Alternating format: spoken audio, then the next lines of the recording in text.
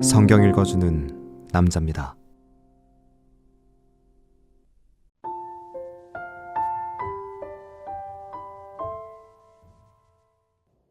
폐역하고 더러운 곳, 포악한 그 성읍이 화 있을진저. 그가 명령을 듣지 아니하며 교훈을 받지 아니하며 여호와를 의뢰하지 아니하며 자기 하나님에게 가까이 나아가지 아니하였도다.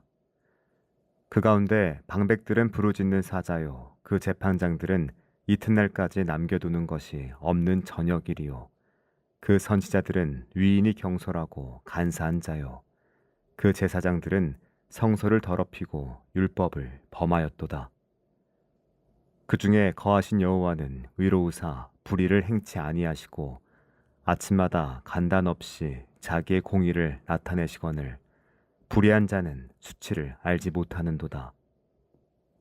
내가 열국을 끊어버렸으므로 그 망대가 황무하였고 내가 그 거리를 비게 하여 지나는 자가 없게 하였으므로 그 모든 성읍이 황폐되며 사람이 없으며 거할 자가 없게 되었느니라.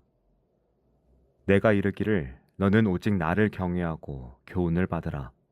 그리하면 내가 형벌을 내리기로 정하기는 하였거니와 너의 거처가 끊어지지 아니하리라 하였으나 그들이 부지런히 그 모든 행위를 더럽게 하였느니라. 나 여호와가 말하노라. 그러므로 내가 일어나 벌할 날까지 너희는 나를 기다리라. 내가 뜻을 정하고 나의 분한과 모든 진노를 쏟으려고 나라들을 소집하며 열국을 모으리라. 온 땅이 나의 질투의 불에 소멸되리라.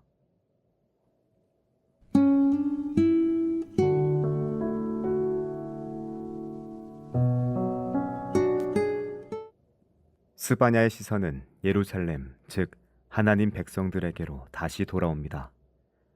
예루살렘은 거룩한 도시로 불렸지만 스바냐는 그곳을 패역하고 더러워지고 포악한 도시라고 신랄하게 비판합니다. 지도자들의 부패와 종교 지도자들의 위선이 만연했고 약한 자들이 착취당하고 있었습니다. 가장 큰 문제는 그들이 하나님의 말씀을 듣지 않았다는 것이죠.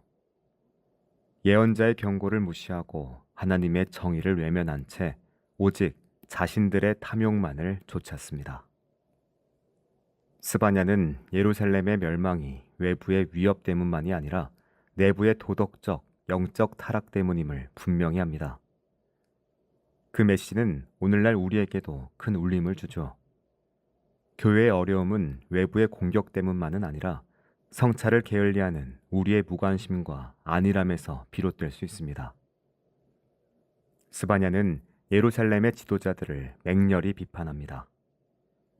재판관들은 저녁이 되어도 남기는 것이 없는 굶주린 이리처럼 포악했고 예언자들은 경솔하고 배신하는 자들이었습니다.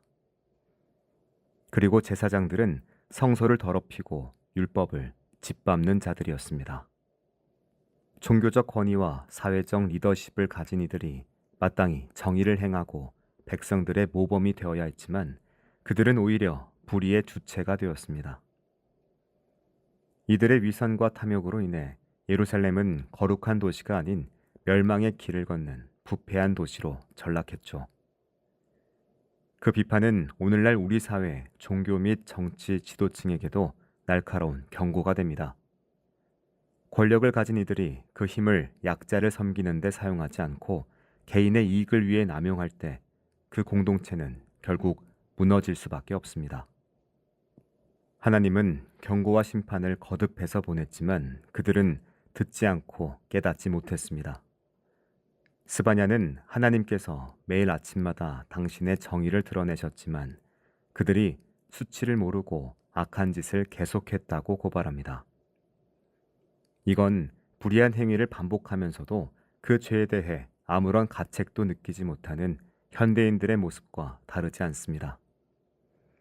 환경을 파괴하고 불평등을 조장하며 약자에게 고통을 주는 행위가 무감각하게 일상화된 사회에서 스바냐의 외침은 더욱 날카롭게 들립니다.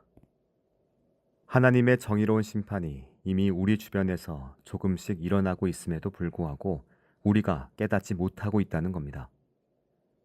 하나님은 당신의 정의를 항상 드러내시지만 오만한 마음을 가진 이들은 그것을 보지 못합니다. 스바냐는 이 모든 불의에 대한 하나님의 단호한 심판을 다시 한번 선포합니다. 당신께선 분노를 쏟으시고 모든 악한 이들을 모아 멸하시겠다고 말씀하십니다.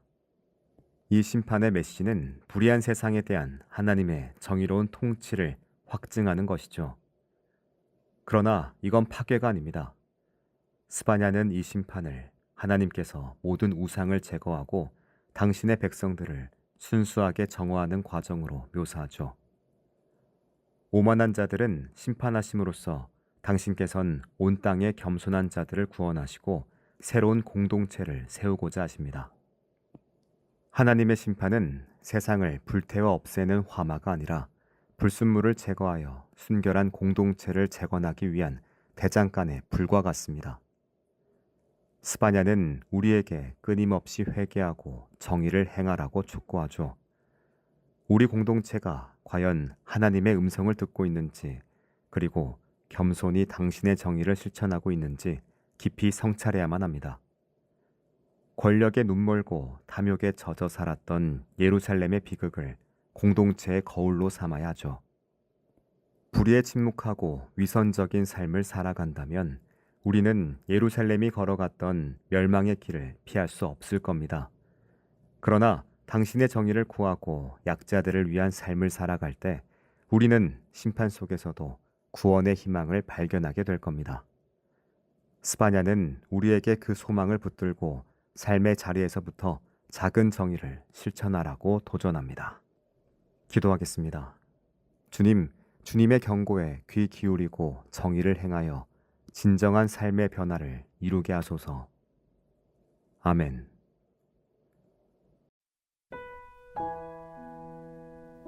지금까지 묵상에 함께하는 교회 홍정한 목사, 내레이션 성경 읽어주는 남자였습니다.